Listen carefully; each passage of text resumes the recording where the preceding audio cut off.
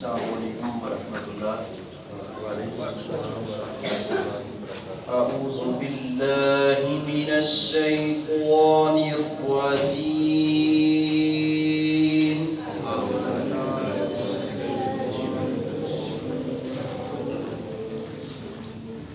بسم اللہ الرحمن الرحیم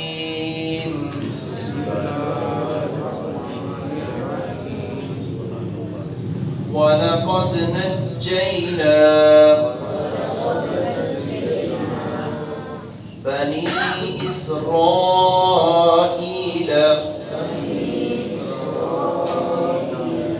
مِنَ الْعَذَابِ الْمُهِينِ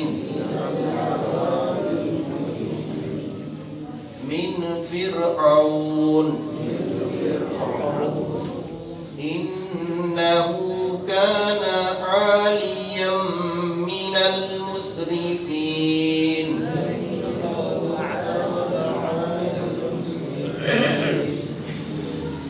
وَلَقَدِ اخْتَرْنَاهُمْ عَلَى عِلْمٍ عَلَى الْعَالَمِينَ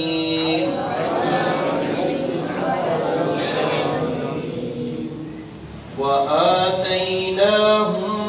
مِنَ الْآيَاتِ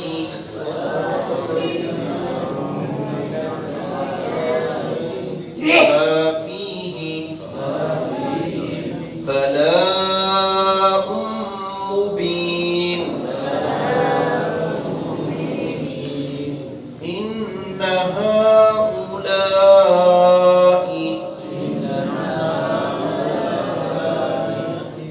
لَيَقُولُونَ إِنْ هِيَ إِلَّا مَوْتَتُنَا الْأُولَى وَمَا نَحْنُ بِمُنشَرِينَ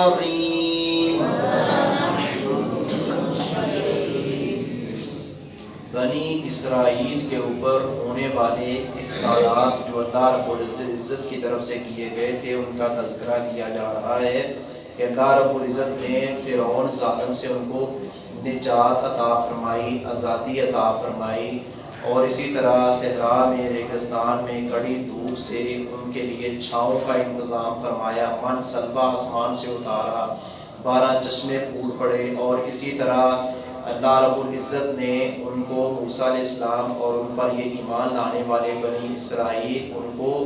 سمندر کے اندر سے رستہ بنا دیا۔ موسیٰ علیہ السلام کو اللہ نے حکم دیا، انہوں نے چھڑی ماری، عصا مارا تو رستہ بن گیا، اور اسی سمندر میں، اسی پانی میں فرعون اس کے حواری غرق ہو گئے۔ تو اللہ رب العزت نے ان احسانات کا تذکرہ کیا ہے اور فرمایا کہ ہم نے تمہیں اس فرعون ظالم سے نجات عطا فرمائی، رسوا کن عذاب سے تمہیں بچا لیا بنی اسرائیل کو۔ کیوں؟ وہ بڑی اذیتیں دیتا تھا، جیسا کہ قرآن کریم میں اللہ رب العزت نے ایک مقام پر یوں بھی فرمایا، یذبحون ابناءکم ویستحیون نساءکم، تمہارے بیٹوں کو ذبح کیا کرتا تھا اور بیٹیوں کو زندہ رکھا کرتا تھا، اور اسی طرح کوئی ایسی اذیت اس نے نہیں چھوڑی جو کسی کو نہ دی ہو۔ تکالیف سے دو چار کیا ہے اہل ایمان کو جو موسیٰ علیہ السلام پر ایمان لے کر آئے فرعون ظالم نے،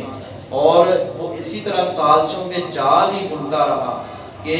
لوگ راہ راست کی طرف نہ آئیں۔ یہی وجہ تھی کہ بہت سارے لوگوں نے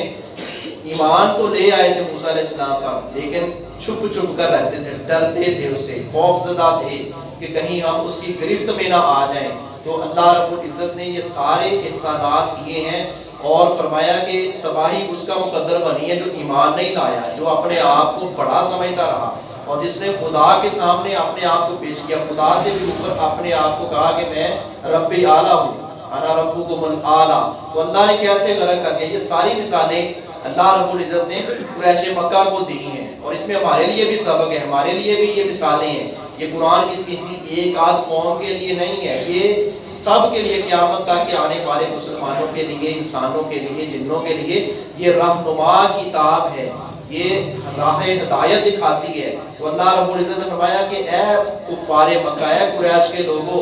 تم چھوٹی چھوٹی یہ قبائلی سرداریوں پر فخر کرتے ہو، تکبر کا اظہار کرتے ہو، یہ چھوٹی سی ایک اقتدار پر اور اپنے قبیلے کا وڈیرا بننے کی بنیاد پر تکبر کرتے ہو۔ ہم نے تو یہاں فرعون جیسے ظالم اور سرکش اور بڑے بڑے جو اپنے آپ کو بڑے طاقتور سمجھتے تھے، جو اپنے آپ کو سپر پاور سمجھتے تھے، ہم نے تو ان کا بیڑا غرق کر دیا۔ تمہاری کیا حیثیت ہے جو اللہ رب العزت کے آگے اکڑے گا؟ اللہ رب العزت کی آیات، معجزات جو نبیوں کو دیے گئے، جو نشانیاں دیگر دی گئیں، اللہ رب العزت اس کے آگے اکڑنے والا، انکار کرنے والے کو اللہ ذلیل و خوار کر دے گا۔ اور یہ لوگ کہتے تھے، پچھلی صورت میں بھی ہم پڑھ کر آئے ہیں، یہ کہتے تھے کہ ہم قیامت کو نہیں مانتے، اگر آپ کہتے ہیں سچے ہیں تو پھر ایسے کرو جو ہمارے آباء و اجداد مر چکے ہیں، قبروں میں جا چکے ہیں، آپ انہیں پہلے زندہ کر کے تو لاؤ نا، پھر ہم دیکھتے ہیں کہ قیامت کیسے آتی ہے۔ تو یہ نبیوں کے بس کی بات نہیں، یہ تو اللہ رب العزت کی اختیار میں، اور اللہ نے جو وعدہ کیا ہوا ہے، جو وقت مقرر کیا ہوا ہے قیامت کا، وہ آگے پیچھے کسی کے کہنے سے نہیں ہو سکتا، کوئی ایمان لائے یا نہ لائے۔ وَلَقَدْ اور البتہ تحقیق نجینا، ہم نے نجات دی بنی اسرائیل،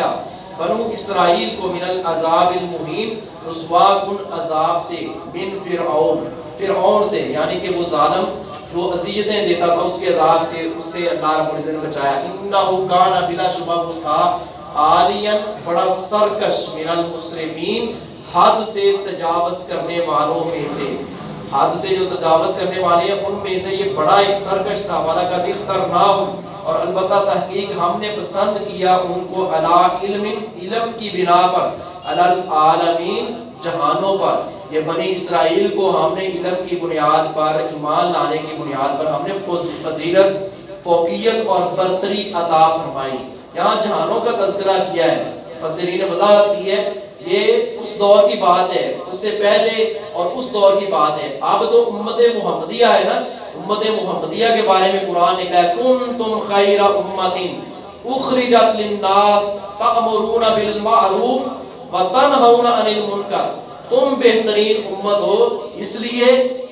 کب تک بہترین امت ہے؟ جب تک لوگوں کو نیکی کا حکم دے، برائی سے روکے۔ اگر خدا نخواستہ ہم یہ فریضہ سر انجام نہیں دیتے، بہترین امت کے ہم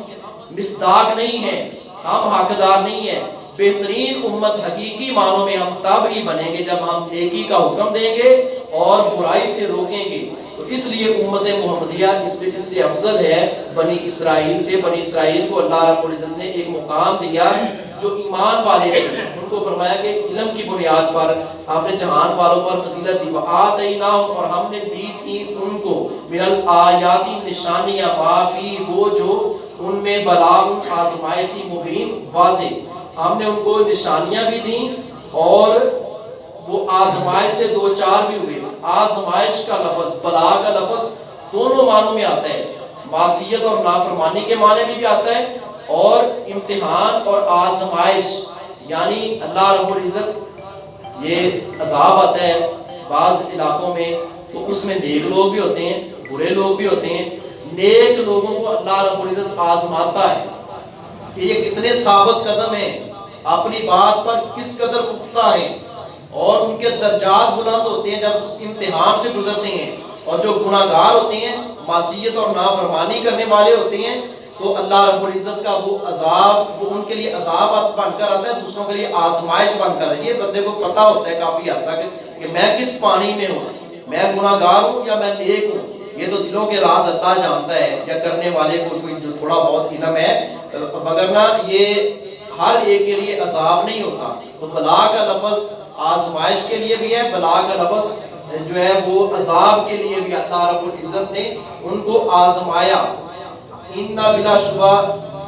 ہؤلاء یہ لوگ، لا یقولون البتہ کہتے ہیں، ان ہیا نہیں ہے یہ الا مگر موتاتنا ہمارا مرنا، الاولی پہلا ہی۔ یہ لوگ جو انکار کر رہے ہیں قیامت کا، روز آخرت کا، کہتے ہیں یہ ہمارا مرنا پہلا ہی ہے، اس کے بعد کوئی مریں گے نہیں۔ یہ ان کی باتیں، یہ کہتے ہیں وما نحن اور نہیں ہم بمنشرین دوبارہ اٹھائے جائیں گے۔ آگے وہ بات ہے کہ جہاں وہ کہیں گے کہ ہم ہمارے آباء و اجداد کو زندہ کر کے لے کر آؤ، تب ہم قیامت کو مانیں گے۔ تو اللہ رب العزت نے اس بات کا تذکرہ کیا ہے۔ اللہ ہمیں اپنی معرفت، پہچان اور عمل کرنے کی توفیق عطا فرمائے۔